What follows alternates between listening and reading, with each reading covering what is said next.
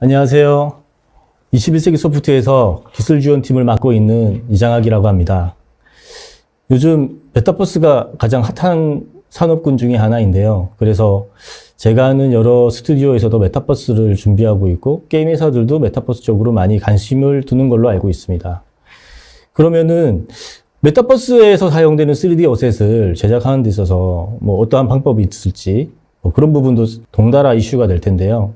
그래서 제가 오늘 준비한 내용은 그러한 메타버스에서 활용 가능한 3D 어셋들의 재질을 제작하고 만들 수 있는 서브스턴스 페인터를 활용할 수 있는 방법에 대해서 소개해드리고자 합니다.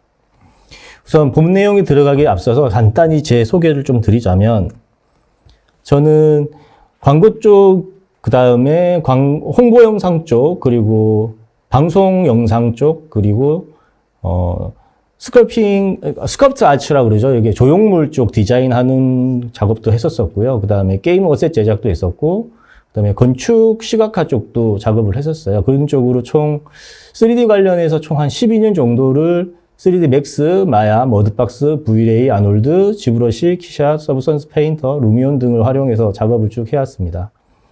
그래서 제가 저희 21세기 고객사 여러분들은 아시는 분들은 다 아시겠지만 제가 이런 좀 다양한 분야에서 경험이 많아서 각각 프로젝트를 진행하시는 데 있어서 밀착형으로 그 업체에 필요한 그리고 솔루션들을 많이 제안을 해드리고 있고 또 도움을 많이 받고 계셔서 제가 또 다른 오늘과 같은 또 다른 도움을 드릴 수 있는 부분이 있을 것 같아서 서브스턴스 웨비나를 준비를 했고요. 잠시 서브스턴스가 기존에는 독립되어 있다가 이제 어도비와 합병을 하면서 그 판매 정책이 좀 변화가 있어서 좀 먼저 소개를 해드리고 들어가겠습니다. 서브스턴스 3D 텍스처링이라고 해서 기존의 그 페인터와 샘플러와 디자이너를 구매할 수 있는 부분은 이제 개인 분들밖에 안 되게 돼 있습니다. 대신에 기업이나 그 다음에 기업이 아닌 개인뿐이더라도 서브스턴스 3D 컬렉션이라고 해서요. 어도비 서브스턴스가 어도비 식구가 되면서 스태거라는 프로그램이 하나 더 생성이 됐습니다. 이거는 키샷과 같이 3D 어셋을 렌더링하고 시각화할 수 있는데 아주 최적화된 렌더링 프로그램이거든요. 이 스태거를 같이 쓰실 수 있는 이제 스태거, 페인터, 샘플러, 그 다음에 디자이너 이렇게 4개의 패키지를 서브스턴스 3D 컬렉션이라고 합니다. 그래서 지금 나와 있는 거를 보시면 아시겠지만 차이점에 있어서는 일단 그 30일 단위로 버전 관리가 되고 그 다음에 100기가의 스토리지가 제공이 되며 그 다음에 그 개인 같은 경우에는 서브스턴스 3D 텍스처링의 개인 부분 같은 경우에 월 30개의 어셋이 제공이 되지만 서브스턴스 3D 컬렉션의 개인분은 월 50개의 어셋이 활용이 가능하고요. 그리고 팀일 경우에는 월 100개의 어셋이 가능합니다. 서브스턴스 3D 사이트에 들어가 보시면 서브스턴스 3D 어셋 사이트가 있습니다. 거기 들어가 보면 8K까지 지원이 되는 고해상도 텍스처링이 지구상에 존재하는 웬만한 텍스처는 다 있다고 저는 생각을 하거든요. 그 고해상도 텍스처링을 활용하시면은 작업하시는 데서 속도가 상당히 많이 올라가실 거라고 생각이 됩니다. 퀄리티도 당연히 올라가겠죠. 자, 본론으로 들어가서 그럼 서브스턴스를 활용해서 3D 텍스처링을 하고 있는데 그 중에서도 제가 오늘 소개해 드릴 내용은 기본적인 사용법들은 다들 어느 정도 조금 알고 계신다라고 전제하에 그 서브스턴스에서도 활용하실 수 있는 방법 중에 앵커 포인트라는 게 있는데 앵커 포인트를 활용할 수 있느냐 없느냐에 따라서 표현할 수 있는 부분이 달라지거든요. 그래서 중급자 이상 이제 고급자로 올라가기 위해서는 분명히 앵커 포인트를 활용할 수 있는 방법을 아셔야 될 것 같아서 제가 오늘 앵커 포인트를 어떻게 활용하는지에서 좀 소개해 드리고자 합니다. 앵커 포인트를 활용하면 일단 제가 오늘 첫 번째로 예를 잡은 거는 그 자연스러운 녹이 쓴 표현을 할 수 있는 방법을 좀 효율적으로 할 수 있거든요.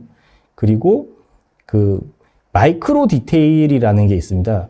그 서페이스의 표면에 음각이든 양각이든 뭔가 표현을 했을 때 그러한 부분들을 같이 세밀한 그 디테일 표현을 또 할 수 있는 부분이 있거든요. 그거를 앵커 포인트를 사용해야지 표현할 수가 있지 그냥 텍스처링만 해서는 표현이 힘들고 아니면 시간을 많이 들여서 공을 들여서 하셔야 되기 때문에 그런 부분을 쉽게 할 수 있는 방법을 제가 라이브 데모를 통해서 직접 알리도록 하겠습니다.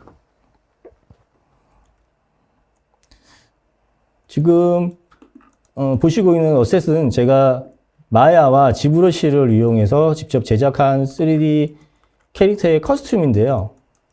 자, 지금 보시는 것처럼 그 서브스턴스 페인터에서 텍스처링 하는 방식의 노하우라고 하면, 노하우라기보다 좀 접근 방식을 어떻게 하냐면, 지금 보시는 것처럼 디테일을 하나하나 올리면서 이렇게 표현을 하시는 부분이 좀 중요합니다. 그래서 저 같은 경우는 레이어들을 최대한 세분화해서 이렇게 약간 더트라고 해서요. 더러운 부분, 엣지 부분, 그 다음에 구석 부분, 그 다음에 이렇게 깎이는 부분, 모서리 부분들, 이런 부분들을 다 각각의 레이어로 만들어서 컨트롤 하시는 게 작업하기, 그리고 퀄리티를 올리는 데 있어서 아주 중요하고요. 그 다음에 이렇게 녹을 쓰는 부분도 같은 경우에도, 자, 이걸 끄고, 제가 새로 만들어서 보여드리겠습니다. 그래서 필 레이어 하나 만들고, 여기 어셋 보면 여기 러스트라고 쳐보면 녹에 관련된 재질들이 있습니다. 여기에 녹에 관한 재질들이 있고, 여기에 다시 필 레이어를 하나 적용하고, 여기에 녹을 적용하게 되면 이렇게 보시는 것처럼 전체적으로 다 이렇게 녹이 적용되어 있는 걸 보실 수 있습니다. 여기서 마스크를 하나 만듭니다. 여기 가시면 애드 블랙 마스크. 마스크는 화이트와 블랙으로 음영으로 인식을 하는 거죠. 그래서 블랙이 되게 되면 완전히 맞먹게 됐습니다. 여기에서 제가 아까와 같이 그렇게 특정 부분만 이렇게 녹이 쓰는 형태로 만드시기 위해서는 여기 블랙 마스크를 준 상태에서 애드 페인트에서 페인트를 하나 만듭니다. 그리고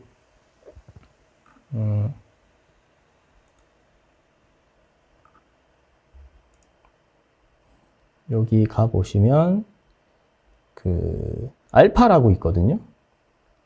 알파에 가시게 되면 이런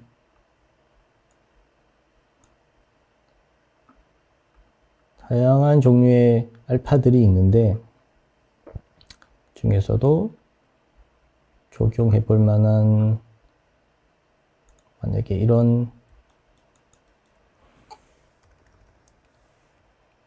요런 거나 이런 형태의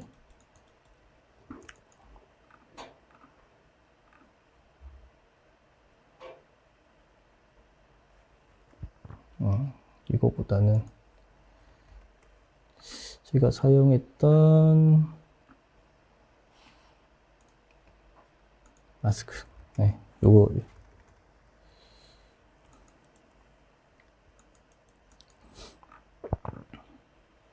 이렇게 클릭하면 이렇게 이 부분만 이렇게 녹이 마스크가 적용되게 됩니다.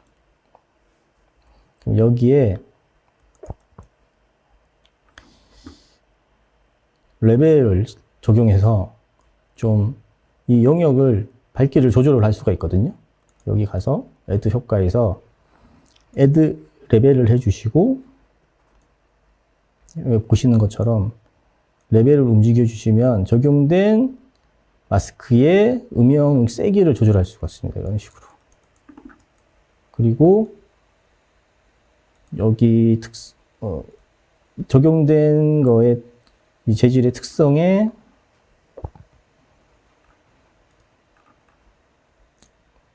하이트 값도 조절해서 이런 식으로 깊이 값도 조절이 가능합니다. 이런 식으로 파여서 녹이 쓴 듯한 느낌으로 만들어 주시고요.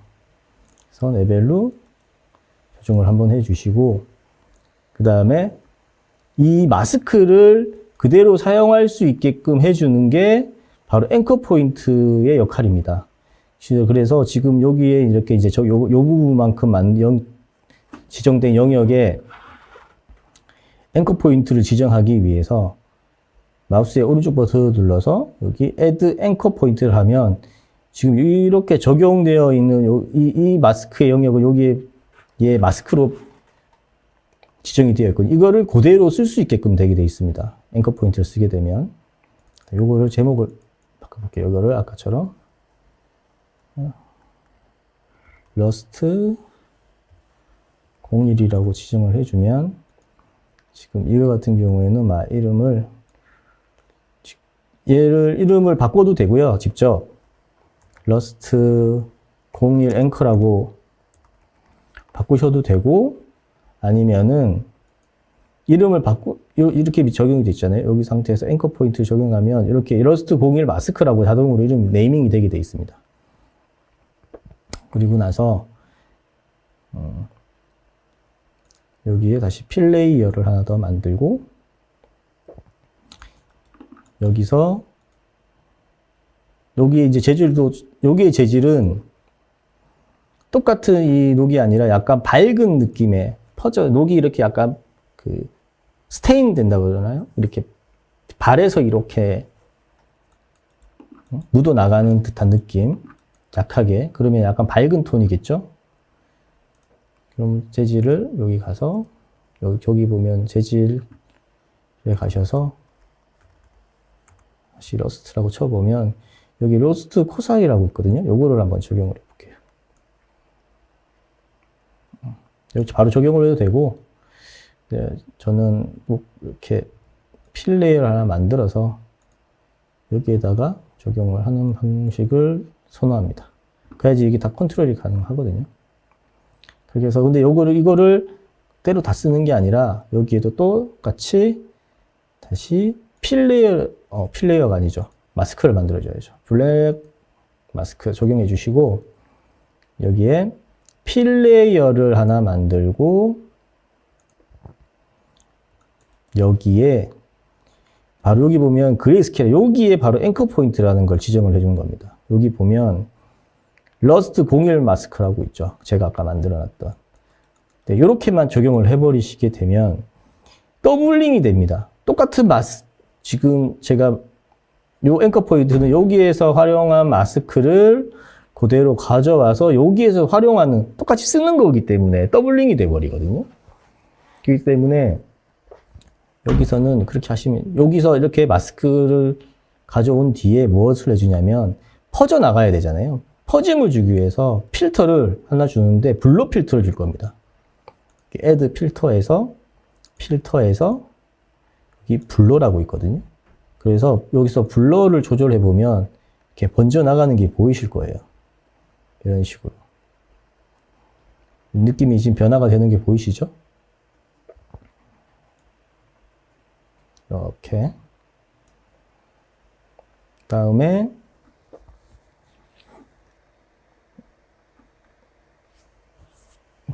얘 또한 그 레벨을 활용하게 되면 여기 이렇게 보면 지금 잘 티가 안 나는데 여기에서 마스크로 보게 되면 어떻게 적용이 되는지 지금 블러가 들어갔는지 보이시게 될 거예요. 이런 식으로. 그죠? 이렇게. 그리고 여기에서 또 번져나감의 정도를 레벨을 애드 필터 해서 여기에 필터가 아니라 레벨을 줄 겁니다. 레벨. 여기 애드 레벨. 그래서 조절하면 이 영역도 더 조절이 가능합니다. 이런 식으로. 이렇게 레벨을 활용하시면은 이런 부분들까지 다 조절이 가능하십니다. 이런 식으로 좀 연하게 퍼져나가게끔 블러의 영역은 여기서 더 이렇게 해주면 되겠죠. 그렇게 해서 다시 돌아와서 여기에서 다시 필 레이어를 하나 주고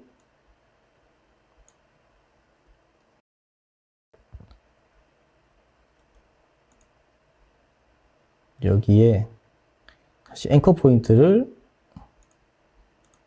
적용을 할 겁니다. 그리고 나서 얘는 여기 보면 이 필 내려보면 얘를 인버트를 할 수 있습니다. 인버트. 그러면은 마스크에서 보여드릴게요. 여기를 제외한 나머지가 이렇게 먹게 됩니다. 적용이 되게 되죠. 여기서 매트리얼로 돌아가서 블렌드 모드를 멀티플라이로 바꿔주시면은 보시는 것처럼 이런 식으로 멀티플라이는 밝은 색이 곱해지는 거잖아요. 그래서 이쪽 부분은 여기 이 부분만 이렇게 이제 남게 돼서 여기에 이렇게 효과를 줄 수가 있게 되는 겁니다. 색을 조금 더 센 걸로 바꿔봐도 되고. 이게 지금 좀 표가 안 나죠? 이런 식으로. 이렇게 색을 주면 이렇게 여기에 녹이 쓰였고 녹이 쓴 부분을 중심으로 해서 이렇게 퍼지는 이런 디테일한 표현까지 앵커 포인트를 이용하시면 활용하실 수 있습니다. 러스 표현은 뭐 이 방법만 활용하시면 되고요. 그 다음에 마이크로 디테일을 이용한 뭐 지금 뭐 이거 같은 경우에는 제가 서브스턴스라는 글자를 음각을 줘서 지금 표현을 한 건데 이게 그냥 앵커 포인트를 사용하지 않으면 우리가 주는 여기 필터의 효과들이나 이런 부분들이 여기에는 적용이 되지 않고 일괄적으로 다 먹게 돼 있거든요. 근데 그런 부분들을 앵커 포인트를 활용하면 여기에도 뭐 커버처나 앰비언트나 이런 것들이 다 적용이 되게 되어 있습니다. 그래서 디테일한 표현이 가능한데 이거 같은 경우에도 보시면은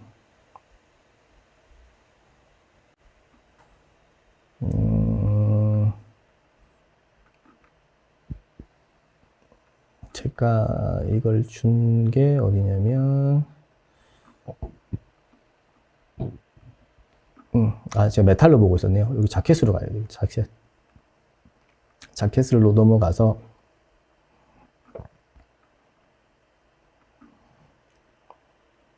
지금 여기 보면 로고라고 요거 만들어서 넣었었잖아요. 제가 로고를 하나 더 만들어 볼게요.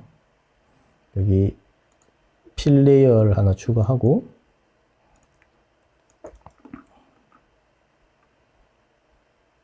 여기에 블랙 마스크를 주겠습니다. 그리고 나서 여기에 애드 페인트 하나 레이어를 만들어 주시고 제가 이런 마크를 한번 찍어 볼게요. 여기다가 대신에 색깔은 주지 않고 음각만 들어가기 때문에 채널을 하이트만 살려 놓을 겁니다. 그리고 음각이 돼야 되니까 약간 음수 값으로 줘서 이렇게 찍어 보면 이런 식으로 음각에 마크가 들어가죠. 얘의 깊이 값은 로고 2라고 이러면 일단 네이밍도 꼭 헷갈리지 않게 레이어가 많아지게 되면 작업하는 데 있어서 이게 네이밍을 일일이 해놓지 않으면 나중에는 헷갈리더라고요. 그래서 꼭 네이밍 작업도 하시기를 바랍니다. 자, 이렇게 찍었는데 제가 사실 이 효과를 줄 때 여기 보면 엣지 부분들이 다 이렇게 헤어지게끔 했지만 지금 이 부분에는 엣지 부분에 영향을 받지 않고 기존에 있던 부분이 그대로 그냥 찍혀 있잖아요. 이런 부분들을 앵커 포인트를 활용해서 이 엣지 부분들이 다 먹게끔 한다는 얘기거든요. 안에 색깔도 바꿀 수가 있고. 그래서 이렇게 찍혀져 있는 상태에서 음영이 들어가 있는 상태에서 얘를 여기 위에다가 앵커 포인트라고 해주면 이제 이 찍혀있는 이 마스크, 이 영역은 앵커 포인트로 지정이 된 겁니다. 로고 이 마스크로. 그리고 나서 지금 보면 여기 제가 엣지 데미지라고 하나 만들어 놓은 게 있죠. 이렇게 보시는 것처럼. 엣지가 이렇게 데미지가 들어간 겁니다. 여기에 보시게 되면 제가 그 메탈 엣지 웨어라는 이 제네레이터를 하나 줬는데 지금 여기에 사용하게 되면 다른 엣지들이 안 되니까 하나 더 만들어 볼게요. 필터를 하나 더 만들어서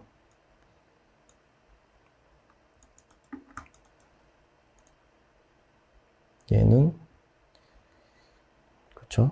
색은 놔둘게요. 그 다음에 러프니스는 해진 부분은 약간 러프니스가 거칠어지니까 흰색으로 옮겨 놓고 여기에 또 블랙 마스크를 하나 만들어 줍니다. 그리고 나서 여기에 add generator라고 있습니다. add generator. add generator를 하나 만들고 제네레이터를 클릭을 하게 되면 여기 많은 제네레이터들이 있는데요. 이 중에서 메탈 엣지 웨어라고 있죠. 메탈 엣지 웨어를 클릭하면 이 식으로 자 보이시죠? 얘는 이 해짐은 이렇게 웨어 레벨을 조절해서 수정할 수 있습니다. 근데 지금 엣지 여기 같은 경우 인식이 안 돼서 지금 표현이 안 되잖아요. 여기 보면 마이크로 하이트라고 있습니다. 마이크로 하이트. 그거를 우선 어디서 해주냐면 여기 마이크로 디테일이라고 있거든요. 이 마이크로 디테일에서 마이크로 하이트를 클릭해서 true로 만들어 주시고 여기 마이크로 하이트에서 이 마이크로 하이트를 클릭하게 되면 앵커 포인트를 선택할 수 있는 날이 있습니다. 여기서 제가 지금 로고 마스크 2라고 아까 요게 지금 로고 마스크 2 영역이죠. 얘 앵커 포인트를 딱 불러오게 되면 자, 보시는 것처럼 여기 음영이 들어간 부분들의 엣지를 인식해서 이런 식으로 웨더링을 줄 수가 있습니다. 이렇게 해서 컨트롤 할 수가 있죠.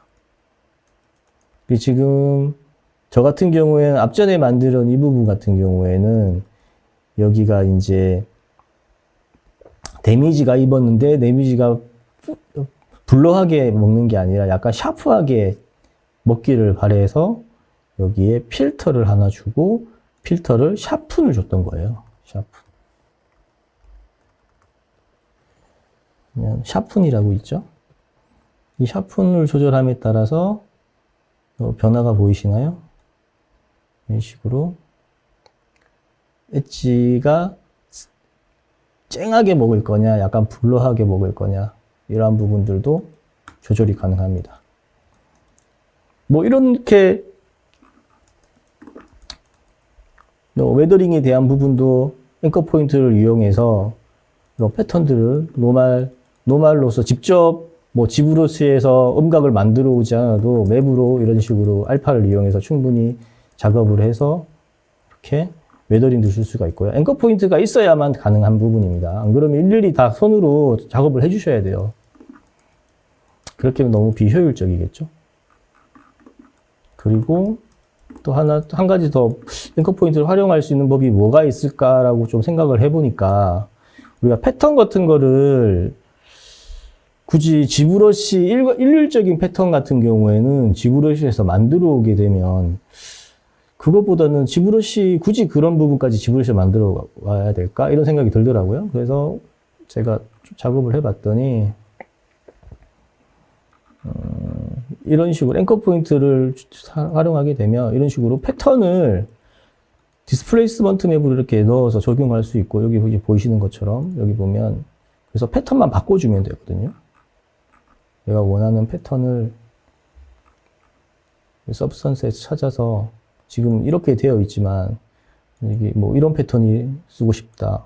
그러면 이렇게 하면 자동적으로 다 패턴이 들어가죠. 그리고 패턴의 중심과 바깥쪽을 똑같이 이런 식으로 색깔을 따로 지정할 수가 있습니다. 이게 아까 얘기했던 보시는 것처럼 필 레이어에 앵커 포인트를 적용해서 가능한 겁니다. 여기 지금 보시는 거 패턴 마스크가 지금 들어가 있죠. 앵커 포인트에.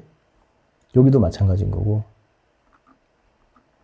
여기도 필 레이어에 앵커 포인트를 적용해서 이런 식으로 음각이 들어간 부분과 음각이 들어가지 않은 부분을 구분해서 색깔도 넣으실 수가 있더라고요. 이런 부분들도 작업하시면서 충분히 응용할 부분들이 많을 거라고 생각합니다. 이런 거 보면 이런 식으로. 그리고 서브선스 같은 경우에 이런 패턴들도 패턴 모양들을 다 이런 식으로 컨트롤이 가능합니다. 여기 보시는 것처럼 이런 식으로 뭐 이런 부분들이 있어서는 프로시저얼 형식의 뭔가 내가 텍스처를 만들고 싶다. 이런 부분들을 잘 활용하면 좋겠죠. 모든 재질들이 다 마찬가지거든요.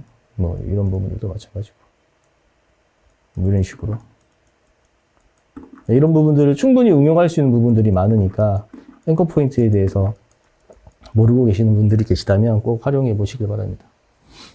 그럼 앵커 포인트에 대한 설명은 여기까지 하고요. 그 다음에 설명드릴 내용은 랩 프로젝션이라고 그래서요. 랩이 감싸는 거죠. 랩 프로젝션은 사실 마리를 써보셔서 아시거나 들어보신 분은 아실 거예요. 이게 마리에서만 적용되던 아주 유용한 텍스처링 기법이었는데 이게 서브선스에서는 들어오지 않다가 이번에 이제 업그레이드 되면서 들어온 기능인데 정말 저처럼 3D를 좀 오래 하고 뭔가 이렇게 고해상도 텍스처링을 저는 인체 캐릭터 제작도 많이 해봐서 인체 캐릭터 제작할 때마다 저는 머드박스를 많이 사용하는 편이거든요. 마야와 머드박스를 많이 사용해서 캐릭터를 제작하는 편인데 마리를 한 번씩 써야겠다라는 생각이 드는 게 이제 이 웹 프로젝션이 있고 없고 때문이 좀 사실 좀 컸었어요. 이게 작업을 하다 보면 좀 수월한 부분이 있거든요. 이 웹 프로젝션이 이제 신기능에 들어왔다는 거, 그리고 좀 설명드린 거는 그 웹 프로젝션에서의 여기 이 랩 되는 그 컨트롤들을 매니플레이터라고 그러는데 이 매니플레이터들을 조절하는 방법, 그리고 이렇게 웹 프로젝션된 재질들을 이제 그 포토샵에서는 도장 툴이라고 하잖아요. 여기서도 클론 툴이라고 해서 똑같은 도장 툴이 있거든요. 그런 걸로 이렇게 이제 피부를 리터칭해서 작업하는 방법, 그런 방법들을 데모를 통해서 또 보여드릴게요. 여기 지금 불러오는 캐릭터는 지금 이 의상의 이제 그 메인 캐릭터인데요. 이 의상을 입을 캐릭터겠죠. 이게 이제 같이 아까 얘기했듯이 이게 얘 같은 경우에는 지금 UV 타일이잖아요. 멀티 타일 여기 보시면 멀티 타일로 작업을 한 오브젝트라서 그 의상은 아까 얘기했듯이 멀티 타일이 아니라 그냥 단일 타일이어가지고 동시에 불러올 수가 없습니다. 이렇게 따로따로 불러오셔야 되는 단점은 있어요. 특성 알아주시고 뭐 이런 식으로 지금 보여지는 부분만 인체가 있는 부분이고요. 지금 이게 지금 보시는 것처럼 여기 보면 이제 같이 제가 다시 만들면서 보여드릴 텐데 랩 프로젝션과 그 다음에 페인터에 여기 보면 클론이 있거든요. 여기 도장 툴을 이용해서 지금 수정을 해서 이런 식으로 만들어 놓은 상태입니다. 그리고 여기에 사용된 맵은 텍스처링 XYZ의 그 디퓨즈 맵이랑 그 다음에 하이트 맵을 사용했는데요. 자, 같이 다시 시작해 볼까요? 처음 시작할 때는 이제 필 레이어를 하나 만들고, 그렇죠? 여기는 꺼버릴게요. 여기서 무엇을 만드느냐? 여기도 이제 필 레이어를 애드 필에서 필 레이어를 하나 추가해 주시고, 지금 저희 여기에 필요한 부분은 하이트와 컬러 두 가지만 필요한 상태입니다. 지금 제가 가지고 있는 소스에서 가져와 볼게요. 픽소스 가서 저는 여기 소스를 따로 모아뒀거든요. 텍스처링 XYZ 소스에서 여기에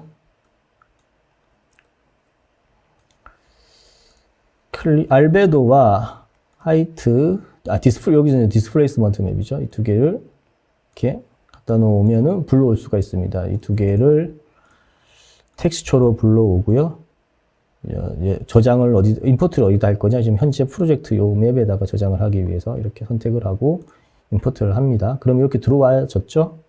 여기에다가 알베도는 컬러에 넣으시면 되고요. 그 다음에 디스플레이스먼트는 하이트에 넣으시면 됩니다. 그러면은 이렇게 한 방에 들어가져 있는 게 보이시죠? 여기서 끝이 아니라 여기 필레이어를 선택해서 올려보면 여기 프로젝션 방식이 지금 UV 프로젝션으로 되어 있잖아요. 얘를 이 랩 프로젝션이 이번에 들어온 신기능인데 이걸 클릭을 하면 이렇게 매니플레이터가 생기면서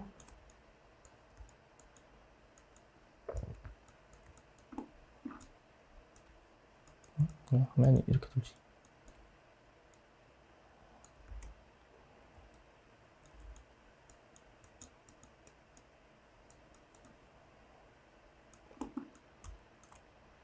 이렇게 조절을 할 수가 있습니다.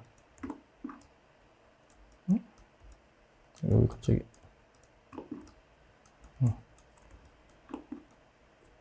이 영역들이 이 매니플레이터, 프로젝션 매니플레이터를 조절할 수 있는 부분인데요. 로테이트를 하면 이렇게 돌아가고 스케일 여기 보면 여기 스케일을 누르면 이렇게 줄여서 프로젝션 될 부분만 볼 수 있습니다. 이렇게 가까이 가져가면 프로젝션 되는 부분이 보이시죠? 이렇게 해서 이렇게 넣으시고 스케일 조절해서 적당한 위치로 갖다 놓습니다. 처음부터 여기서 100% 맞출 수는 없어요. 이렇게 가져와서 스케일을 눌려서 옆으로 늘려주고 내려주고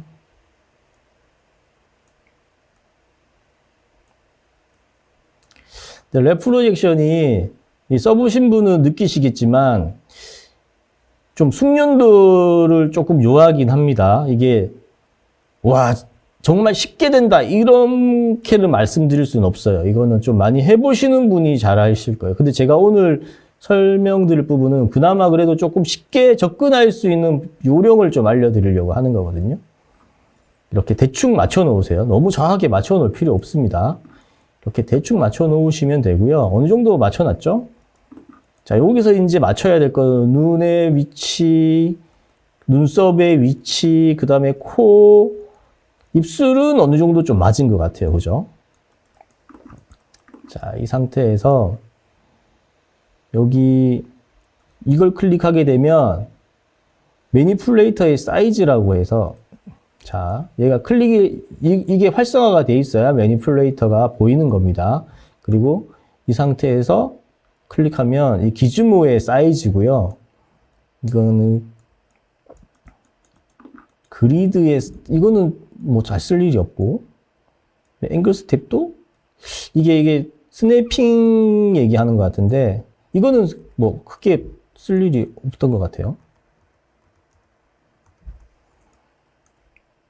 그리고 여기 이게 이제 보시면은 이 그리드를 몇 칸을 가져갈 거냐 상태거든요. 그래서 이게 너무 처음부터 너무 많아도 불편하지만 작업을 해보면 그래도 적당히는 있어야 되거든요. 그래서 저 같은 경우는 한 요 정도가 적당한 것 같더라고요. 그리고 이제 이것들을 조정을 하기 위해서는 여기 에딧 버틱스라고 있습니다. 여기 얘를 클릭을 하게 되면 하나하나 선택을 할 수 있고 조절을 할 수가 있습니다. 자, 여기를 잡고 눌러주면 이런 식으로 여기서 또 한 가지 좀 알려드리고자 하는 거는 여기 보면 Automatically Adapt Tangent라고 되어 있거든요. 이걸 활성화해 주시는 게 좋아요. 이게 활성화되어 있으면 움직이는 거에 따라 지금 이 녹색의 화살표 방향이 탄젠트의 방향인데 이게 이 오브젝트를 따라서 이 탄젠트 방향을 자동으로 잡아주는 거거든요. 이게 있으면 작업하기가 조금 수월합니다. 이런 식으로. 그리고 나서 또 여기 이 부분 있죠? 이 부분을 잡고 이렇게 주면은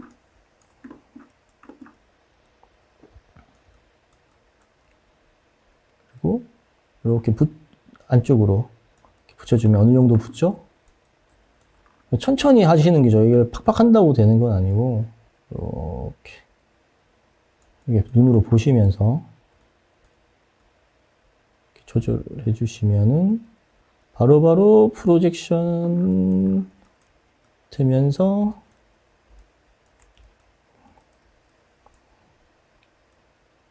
이렇게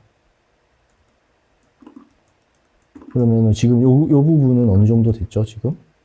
그죠? 여기 조금 더 붙여줘야겠네요. 이렇게. 그렇게 해야지 지금 자연스럽게 됐죠. 그리고 여기서 좀 필요한 거는 이 부분을 컨트롤할 수 있는 그리드가 하나가 더 있어야 됩니다. 그래서 그거를 여기 다시 클릭을 해서 보면 에디 버틱스는 요거 하나하나를 다 잡고 개별로 움직일 수 있어서 조절이 가능한 거지만 이렇게 행으로 열로 뭔가를 컨트롤할 수 있는 그리드를 넣으려면 여기죠. 행으로 넣고 싶으면은 호리존탈리로 하시면 돼요. 그러면은 여기 이런 식으로 중간에 넣으면은 이렇게 중간에 들어가죠. 근데 지금 저는 여기 열로 넣을 거거든요. 여기서 버티칼로 해서 이걸 딱 넣어주면 생성되는 게 보이시죠? 이 점이. 네, 지금 이거를 인위적으로 이렇게 빼면 여기서부터는 좀 불편합니다. 그래서 여기서부터는 뭘 하냐면 여기 보면 서페이스 툴이라는 게 있어요. 얘를 딱 클릭하면 얘가 없어지고 얘가 활성화가 됩니다. 그러면은 이제 이때부터는 이렇게 오브젝트 표면에 스냅핑이 되면서 움직입니다. 보이시죠? 그렇게 해서 세부적으로 작업을 해주실 수가 있어요. 이렇게. 당길 부분 당기고, 늘릴 부분 늘리고, 이런 식으로. 그리고 지금 이거 같은 경우에도 이 버텍스가 영향을 주는 영역이 이만큼이다 보니까 지금 여기가 다 딸려오죠? 근데 지금 이 부분은 이 부분에서 좀 컨트롤 해줄 수 있는 영역이 필요하죠? 여기도 이제 호리존탈리로 이렇게 넣어주시고 여기도 하나를 더 넣어줄게요. 여기는 버티칼로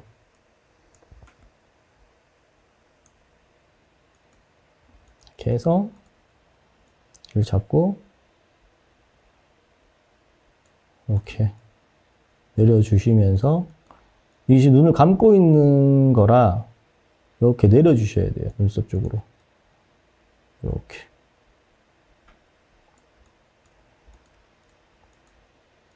여기도 이렇게 클릭하면 자동으로 스냅핑이 되는 서페이스 표면에 스냅핑이 되는데 탄젠츠도 자동으로 잡아줍니다. 여기도 마찬가지. 이렇게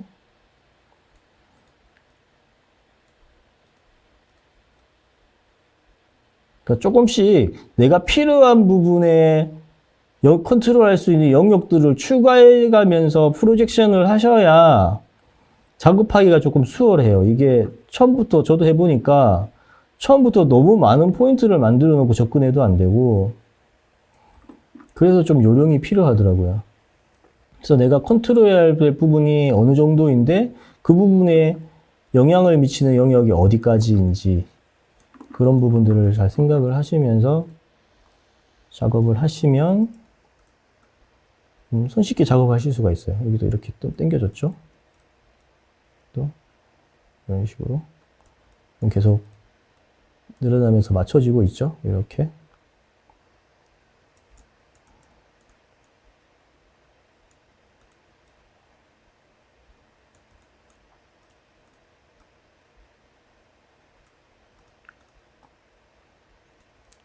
작업을 이거는 좀 해보시는 게 좋습니다. 많이 해보시는 만큼 작업 속도나 작업을 하시는 퀄리티는 많이 만족을 하실 거예요. 여기도 좀 내려주고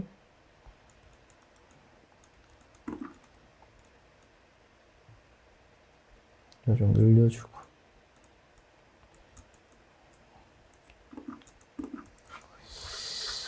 대충 이 정도만 하고요. 상태에서 지금 보면 근데 지금 질감이 하이트가 너무 세잖아요. 여기서 하이트 조절하는 거는 요 레벨이라는 걸 입력해 주시고 여기 채널을 하이트로 바꿔 주시고 하이트를 이렇게 조절하실 수가 있어요. 이런 식으로.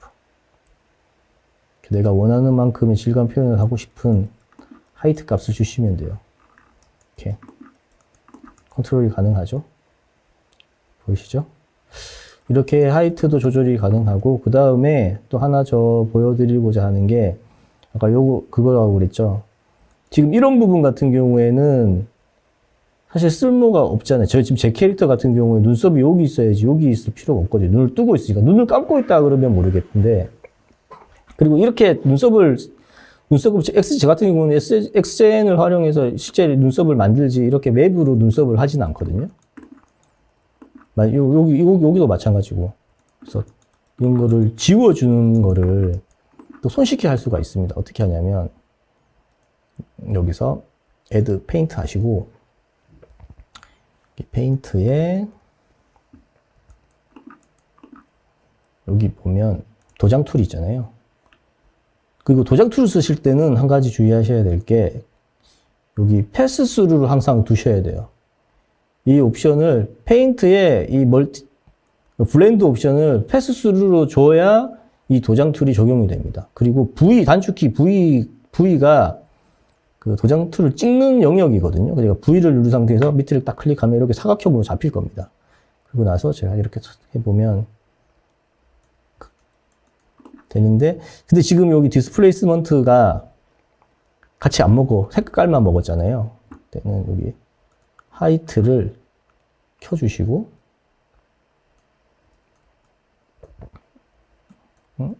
안 먹어. 하이트랑 컬러를 켜주시고, 얘 노멀 바뀌었네요. 베스트로에서. 그 다음에 하이트랑 이게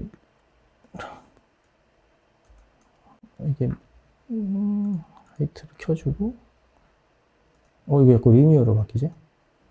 네, 어제 됐네요. 이게 바뀌어도 될 텐데, 그죠? 지금 얘를 패스트루드로 하이트를 켜주고 페인트를 하게 되면 여기에 있는 하이트 값도 같이 이렇게 페인팅이 되기 때문에 하이트 맵도 같이 수정이 됩니다. 컬러 맵과 하이트 맵을 동시에 수정할 수 있습니다.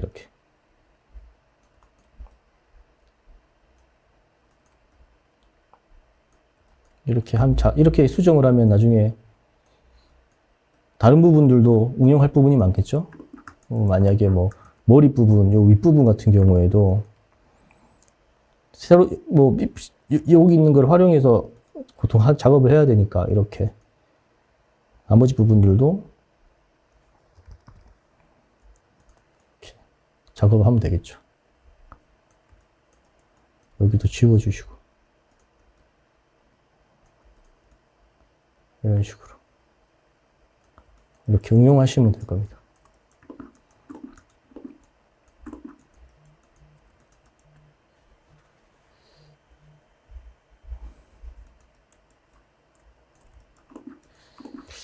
그리고 제가 또 설명드리고자 하는 부분은 웹 프로젝션은 이렇게 제가 지금 알려드린 세 가지만 알고 있으면 충분히 서브스턴스 페인터에서 빠르게 XY 텍스처와 같은 고해상도 텍스처를 하이트와 베이스 알베도를 동시에 작업할 수 있을 거기 때문에 작업에 많은 도움이 되실 거라고 생각을 합니다.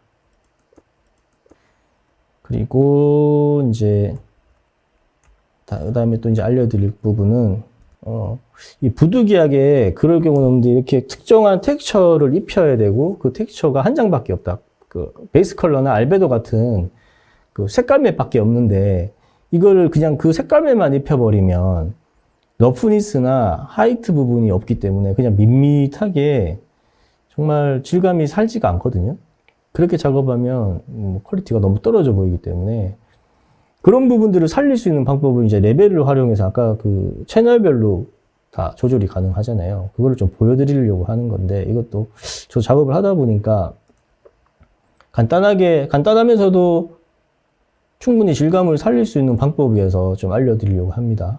보면 이런 이제 옷이 있고, 여기에는 이러한 질감이 들어가야 되는데, 이 질감은 보시는 어디 있지?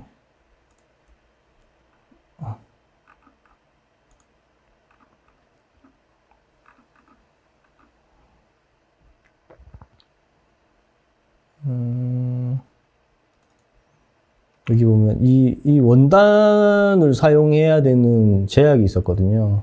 근데 원단이 이 색깔 맵밖에 없었던 거예요. 이거를 두고 그래서 그럼 이거 불러와줬죠. 근데 지금 새로 하나 만들어서 보여드릴게요. 여기에 이 원단만 이렇게 딱 입히게 되면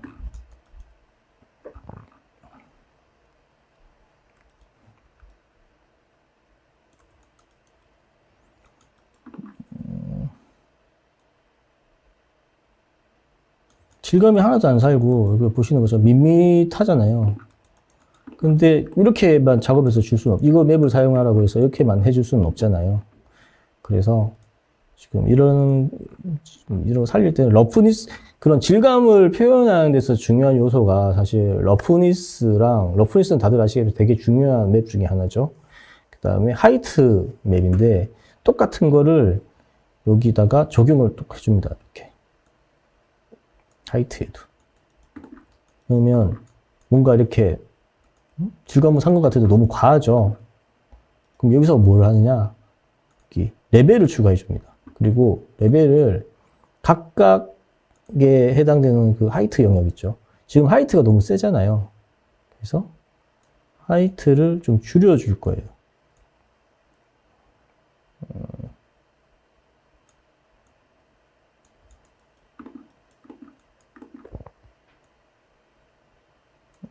자꾸 안 먹냐 이게 느려 그러나?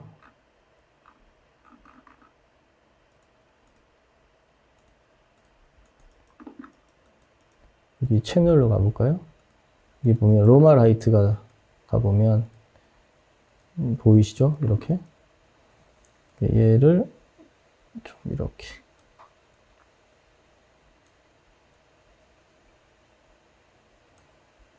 조절을 할 수가 있습니다. 그리고 러프니스도 같이 조절을 해야겠네요. 같이 보면서 해야겠어요. 그래서 채널도 여기도 러프니스를 줘서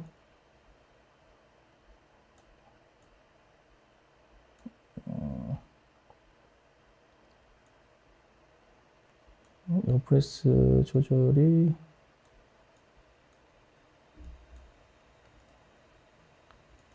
너무 밝으니까 어둡게 가야 되거든요. 이런 식으로.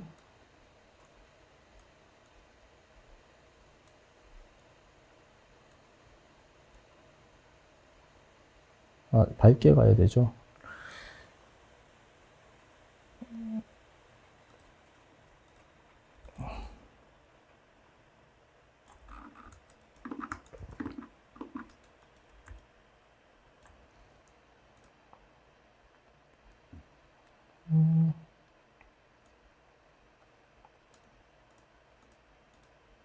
지금 이게 하드웨어가 이거를 이렇게 낮춰줘서 조절을 해주시면 하드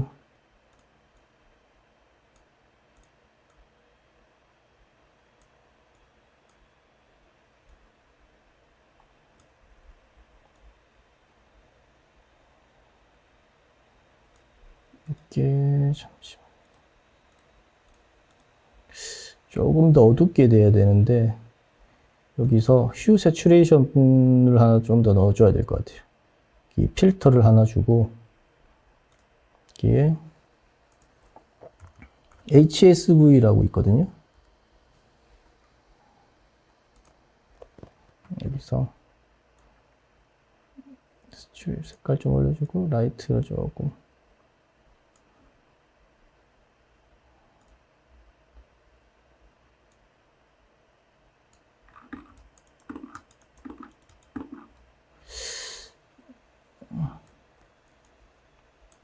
질감 컨트롤이 지금 조금 안 되는데, 네, 이렇게 더 낮춰줘야겠네요. 확실히. 이런 식으로.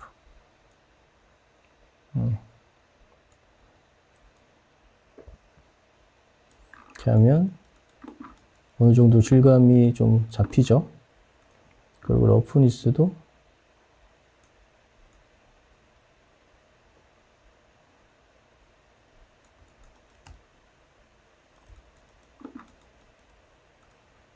그래서 보면 이게 이제 있고 없고 차이거든요. 이게 이 상태에서 이걸 꺼버리면 완전 이렇게 돼버리잖아요. 근데 살려면은 이 식으로 지금 좀 가하긴 한데요. 이걸 조금 더 잡으면 이렇게 한 장의 원단을 가지고도 어느 정도 질감 표현이 가능하다는 겁니다. 그래서 그런 부분들도 이렇게 보시면 이런 부분 채널별로 보면서 컨트롤도 하시면 됩니다. 이렇게 간단하게 텍스처, 이거 지금 요거 같은 경우에도 뭐 제가 그때 작업할 때 2장의 원단이 왔었어서 이 정도 작업을 해드렸던 건데, 그리고 나서 이제 최종적으로 그러면 만들어졌던 것들을 어떻게 그러면 엔진 유니티나 언리얼로 보낼지, 그게 중요한 부분이잖아요. 그것도 지금 서브센스 같은 경우에는 여기 익스포트 텍스처라고 가시게 되면 이미 아웃 템플릿을 다 만들어 놨습니다. 여기 보면 뭐 아놀드부터 해서 코로나, 크라이 엔진, 키샷으로 보낼 수도 있고, 맥스웰, 그다음에 기본적인 PBR 메탈릭 러프니스 재질로 보냈을 때 세팅, 그리고 유니티로 보내게 되면 유니티 메탈릭으로 보내거나 스페큘러로 보내거나, 여기 다 템플릿이, 아웃풋 템플릿이 다 지정이 되어 있기 때문에 선택만 해서 보내시면 됩니다. 여기 같은 경우 언리얼 엔진에 대한 부분도 있죠. 언리얼 엔진의 SS에 관련된 부분도 있고, 그냥 언리얼 엔진 4. 이걸 선택하는 부분에 따라서 이렇게 내보내겨지는 채널들, 맵 채널들이 바뀌게 됩니다. 그렇게 해서 뭐 V레이도 되고요. 그래서 만약에 언리얼 4로 보내겠다 했었을 때는 여기에 더 추가도 가능합니다. 여기 보면 여기 선택하면 추가가 되게끔 되어 있거든요. 그래서 세팅을 내가 만약에 일단 우선은 내가 저장하고자 하는 경로 지정하시고, 그 다음에 아웃풋 템플릿을 여기 쭉 내려서 언리얼로 한다고 그랬죠. 언리얼 4로 선택을 하고, 그 다음에 파일 타입은 뭐 확장자를 무엇으로 할 거냐, 뭐 PNG로 할 거면 PNG 선택하시고, 여기 보면 뭐 비트수도 선택할 수가 있습니다. 맵에 사이즈는 뭐 4096에서 뭐 8K까지 다 하실 수 있고, 그 다음에 여기 리스트 오브 익스포트 해보면 지금 이렇게 최종 익스포트 될 텍스처의 채널별로 정보를 다 보실 수가 있어요. 그렇게 해서 최종적으로 익스포트 하시면은 쓰시고자 하는 텍스처에 맞게끔 맵 채널들이 다 익스포트 되게 되어 있습니다. 이건 아주 간단하죠. 서브선스 페인터는 라이브 링크도 지원을 하게 되어 있습니다. 그래서 라이브 링크를 하시게 되면 뭐 마야든 언리얼이든 다 실시간으로 서브선스에서 작업된 것들이 마야에서 그리고 언리얼에서 유니티에서 이렇게 확인을 하실 수가 있거든요. 그거는 다음에 기회가 되면 또 소개해 드리도록 하겠습니다. 이렇게 해서 저희가 최종적으로 지금 여기에서 보이시는 결과물은 제가 아까 했던 서브선스 페인트를 이용해서 앵커 포인터와 여러 가지 그 필터들을 활용해서 최종 제작한 완성물입니다. 그 서브선스 페인터는 아이레이 렌더러라는 렌더러가 있어서 사실적으로 이렇게 렌더러도 가능하니까 한번 활용해 보시길 바랍니다. 제가 오늘 준비한 내용은 여기까지고요. 지금부터 좀 Q&A를 한번 받아볼까요? 마리의 노드 베이스 작업을 가져올 수 있나요? 아, 마리의 노드 베이스, 이건 안 될 겁니다. 이거는 안 되는 걸로 알고 있어요. 마리의 베이스 노드를 가져올 수는 없을 거예요. 그 다음에 이민수 님이 해준 메타버스 콘텐츠를 효율적으로 제작하려는 경우 사전에 준비하고 구비해야 할 요소들은 메타버스 콘텐츠를 효율적으로 제작을 한다. 우선은 메타버스를 구성하고 있는 콘텐츠가 어떤 거에 따라 좀 다르겠죠? 메타버스 안에 들어가야 할 다양한 어셋들 구분부터 명확히 하시고, 그 다음에 그 메타버스에서 표현되어질 엔진, 메타버스를 구현할 엔진이 뭔지도 먼저 정하셔야 할 거고, 그 엔진에 따라서 또 그 퀄리티 이런 부분들이 많이, 언리얼로 가게 되면은 극사실적인 표현으로 가실 수도 있을 거고, 유니티로 가게 되면 좀 아기자기한 형태로 가실 수도 있을 거고, 거기에 따라서 텍스처링이 제작되는 방식이나 접근 방식이 완전히 달라지거든요. 뭐 그런 부분들도 다 구성하시는 게 좋을 거예요. 그 소프트웨어 같은 경우에는 오토데스크의 모델링 쪽으로, 그 다음에 애니메이션 쪽이면은 오토데스크 M&E 컬렉션을 활용하시면 될 거고요. 그 다음에 텍스처링은 서브센스에서 작업하시는 걸 권합니다. 서브센스 작업하는 게 보셨던 것처럼 되게 효율적이고 사실적으로 텍스처링을 할 수 있기 때문에 텍스처링 그쪽으로 접근하시는 게 좋을 것 같아요. 그 다음에 랩 기능이 상당히 잘 구현이 되었는데요. 필요 없는 부분을 삭제시킬 때 마스크를 이용해서 삭제시켜야 하나요? 네네, 아까 보셨던 것처럼 클론 기능으로 사용할 수도 있고요. 마스크를 사용할 수 있어요. 마스크를 사용해서 그 부분 영역을 지워버릴 수도 있습니다. 그 다음 질문. 현재의 메타버스 플랫폼은 3D 도트 캐릭터나 2D 단순 모바일 게임 같은 이유는 무엇인지 궁금합니다. 그래픽 기술이 좋은데 지금까지 게임보다 뛰어난 플랫폼을 경험해보지 못했는데요. 아무리 그래픽 기술이 뛰어나도 플랫폼 제공자나 사업자가 느리고 뒤처진 플랫폼으로 서비스를 제공한다면, 그래서 그래픽 발전이 메타버스에 무슨 의미인지 궁금합니다. 아, 그렇죠. 기술적인 부분은 다 준비가 되어 있습니다. 근데 지금 메타버스는 시험적인 부분이 있어서 클 겁니다. 그런 부분들, 시험적인 부분은 사실 많은 돈을 들이고 많은 시간을 투자해서 만들 수는 없는 거잖아요. 메타버스라고 하는 건 하나의 플랫폼일 뿐인 거지, 메타버스로 무엇을 표현할지, 그리고 이게 상업성이 있을 건지, 모든 것들이 다 검증이 되고 난 뒤에는 그러한 기술력들이 들어가겠죠. 그걸 못해서라기보다는 시험적인 부분이라 많은 투자가 아직 이루어지지 않아서 그런 부분이라고 생각하면 됩니다. 근데 메타버스에 대한 명확한 방향이 잡히고 개발 방향이 잡히면 얼마든지 사실적인 뛰어난 게임에서 실사 캐릭터 같은 부분들의 메타버스 가능하죠. 이 정도면 충분히 답이 됐을 거라 생각하고, 서브스턴스 페인터 요금제에 따라 한 달 쓸 수 있는 재료 소스에 한정되어 있는 것 같던데 혹시 부족하지 않을까요? 무료로 제공되고 있는 소스들도 많거든요. 그래서 일단은 무료로 제공되고 있는 소스들을 수정해서 쓸 수도 있고요.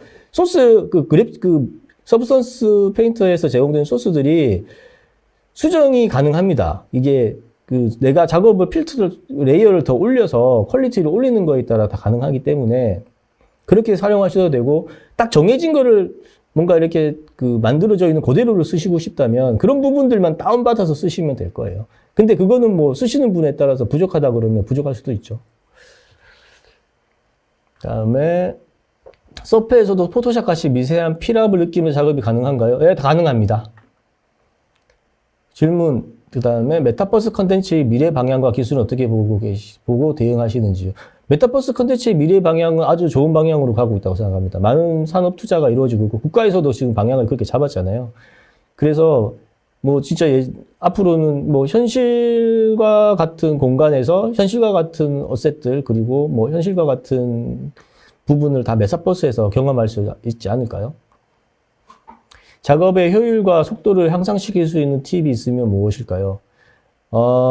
일단은 레이어를 최대한 많이 써서 세부적인 카테고리들로 많이 나눠서 작업을 하시는 거를 추천드립니다. 네. 퀄리티를 쌓는다라고 생각하시고 작업하시는 게 좋아요. 서브스턴스 같은 경우에. 사실 다른 모든 부분들도 기본은 사실 그런 부분이죠. 디테일을 쌓아가는 거죠. 타툴과 호환성이 어떻게 되나요?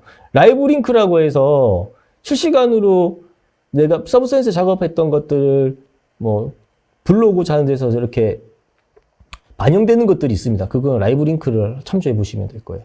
그런 호환성은 좋습니다. 어도비 서페아 같은 프로그램은 재질이나 앵커 포인트 작업 후 타 팀원과 협업이 중요할 것 같은데 협업은 온라인상에서 가능한지 궁금하고 유니티나 언리얼포도 같은 공동 작업도 가능한지요? 공동 작업에 있어서는 근데 보통 같은 어셋을 맡으면 그 어셋에 대한 최종 퀄리티는 그 작업 받은 분이 결정을 짓는 거지. 그 퀄리티까지 협업을 하지는 않지 않나요?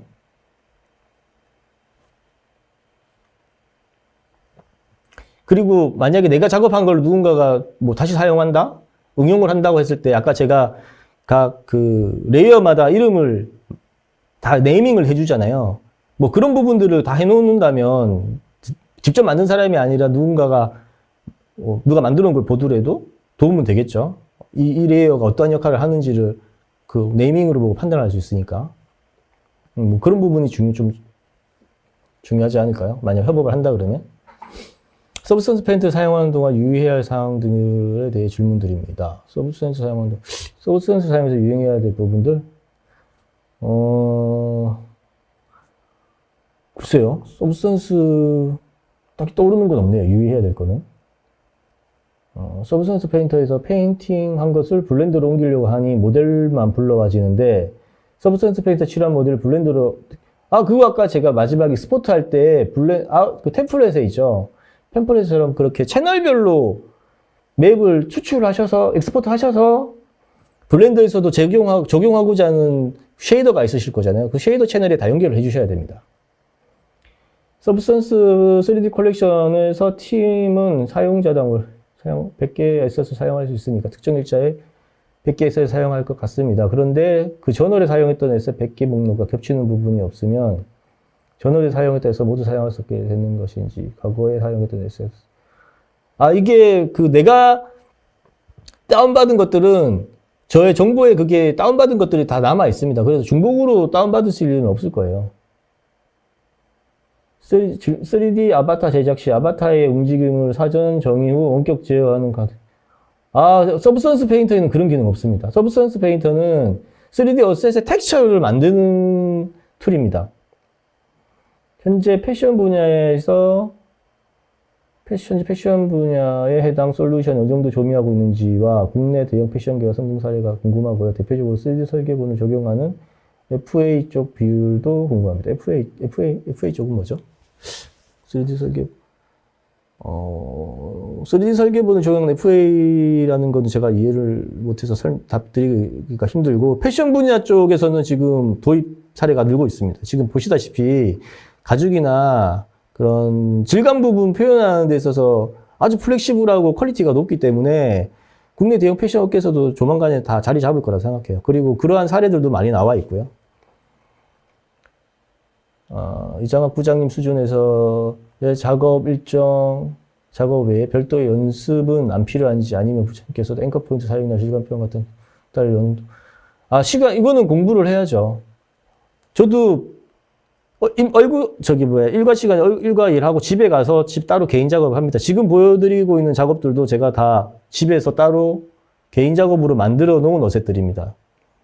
저희 같은 3D 아티스트, 저뿐만이 아니라 제 주변의 모든 3D 뛰어난 시니어 아티스트 분들은 다 집에서 별도의 공부, 그리고 새로운 툴이 나오면 새로운 툴에 대한 공부, 그리고 어떻게든 좀 이걸 더 나은 작업을 하기 위한 고민들, 이런 부분들을 계속 하고 있습니다. 저희 같은 직업들은 죽을 때까지 아마 공부하고 연구하고 고민을 해야 될 거예요.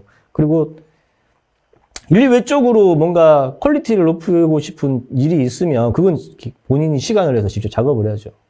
네. 다 따로 시간을 내서 다 작업을 하는 겁니다. 서브스턴스 페인터를 활용하여 캐릭터 어셋 재질을 제작하는 경우 활용하면 좋은 노하우에 대해서 질문드립니다. 서브스턴스 페인터를 활용하여 캐릭터 어셋을 제작하는 경우. 지금 오늘 보여드렸던 내용들이라고 할까요?